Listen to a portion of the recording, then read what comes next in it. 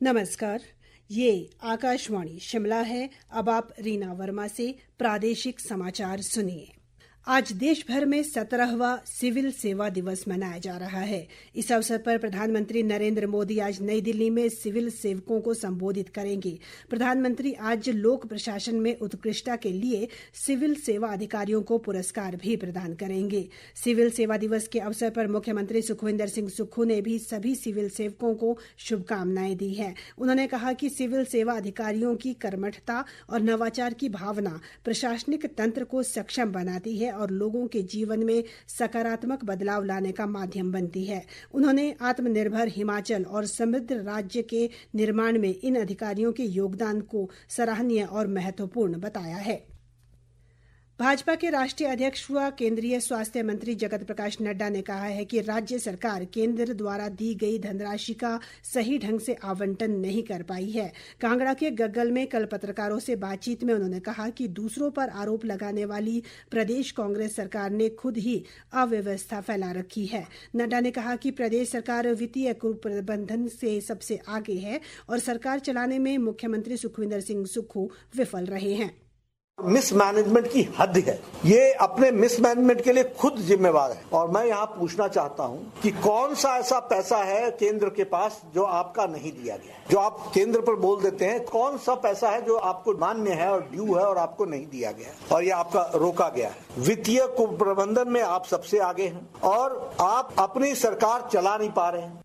उद्योग मंत्री हर्षवर्धन चौहान और तकनीकी शिक्षा मंत्री राजेश धर्माणी ने एक संयुक्त वक्तव्य में आरोप लगाया है कि केंद्रीय स्वास्थ्य मंत्री जगत प्रकाश नड्डा प्रदेश की जनता को गुमराह कर रहे हैं। उन्होंने मेडिकल डिवाइस पार्क पर नड्डा के आरोपों को सिरे से नकारते हुए कहा कि राज्य सरकार ने 350 करोड़ रुपए की इस परियोजना को बंद नहीं किया है, बल्कि राज्य सरकार ने खुद इसका निर्माण करने का फैसला लिया है, क्योंकि इस परियोजना के लिए केंद्र सरकार ने 100 करोड़ रुपए की आर्थिक सहायता के साथ कई शर्तें जोड़ रखी थी, जिससे राज्य के संसाधनों का नुकसान होता था। प्रदेशवासियों के हितों को ध्यान में रखते हुए राज्य सरकार ने ये फैसला लिया है। मैदानी क्षेत्रों में तापमान बढ़ने से अब हिमाचल में गर्मियों के पर्यटन सीजन की शुरुआत हो चुकी है। प्रदेश के पर्यटन स्थलों में होटलों की बुकिंग अब 70 से 80% तक पहुंच गई है। शिमला कालका हेरिटेज ट्रैक पर सभी ट्रेनें 15 मई तक बुक हो गई है। कुल्लू मनाली में भी भारी संख्या में पर्यटक पहुंचे हैं और यहाँ की प्राकृतिक सुंदरता साहसिक पर्यटन की ओर आकर्षित हो रहे हैं। मनाली पहुंचे पर्यटकों का कहना है कि यहाँ उन्हें साहसिक गतिविधियों के साथ ही प्राकृतिक सुंदरता और बर्फ देखने का अद्भुत अवसर मिला है। नाम है सर मेरा। यहाँ पे आके बहुत अच्छा लगा। हमें कल से आए हुए हैं तो वहाँ तो इतनी गर्मी हो रखी है, कोई हद नहीं है। यहाँ आके पता चला कि ठंड क्या चीज होती है। हमारी तो वहाँ ठंड इतनी सर्दियों में भी नहीं होती जितनी है यहाँ पे अभी फिलहाल भी है। बहुत अच्छी मौसम हो रखा है, बहुत अच्छा, शानदार, बहुत अच्छा माहौल भी बहुत अच्छा है आपके यहाँ पे। बहुत अच्छा लगा आके। मेरा नाम साक्षी शर्मा है। हम लोग दिल्ली से आए हैं। आज हमें बहुत मजा आया है। हम सब ने यहाँ राफ्टिंग की और हमारा एक्सपीरियंस व्यास रिवर के साथ बहुत अच्छा रहा। हम सब ने बहुत एंजॉय किया। यहाँ का मौसम बहुत अच्छा है, यहाँ के लोग बहुत अच्छे हैं, वाणी बहुत अच्छी है उन सब की।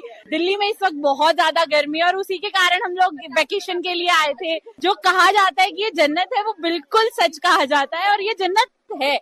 पश्चिमी विक्षोभ की सक्रियता के चलते बीते कल प्रदेश के 8 जिलों में वर्षा व बर्फबारी दर्ज की गई। लाहौल स्पीति और किन्नौर जिला की ऊंची चोटियों पर बर्फबारी के साथ ही प्रदेश के कई अन्य क्षेत्रों में ओलावृष्टि से फसलों को भी नुकसान पहुंचा है।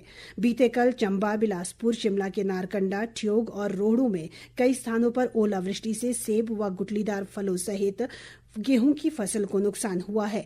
आज भी प्रदेश के अधिकतर क्षेत्रों में बादल छाए हुए हैं, जबकि राजधानी शिमला सहित कई भागों में सुबह से रुक रुक कर वर्षा का क्रम जारी है। मौसम विभाग ने आज भी प्रदेश के 7 जिलों सोलन, शिमला, बिलासपुर, हमीरपुर, सिरमौर, ऊना और मंडी में वर्षा और अंधड़ का क्रम जारी रहने की संभावना जताई है। और अब सुर्खियां समाचार पत्रों से। आज समाचार पत्रों ने अलग अलग खबरों को प्रमुखता दी है। अमर उजाला ने भाजपा के राष्ट्रीय अध्यक्ष जेपी नड्डा के हवाले से लिखा है, नहीं चल रही सरकार इस्तीफा दे, सीएम प्रदेश की राजनीति में मेरी दिलचस्पी नहीं। आपका फैसला के शब्द हैं, हिमाचल की राजनीति में वापसी की कोई संभावना नहीं।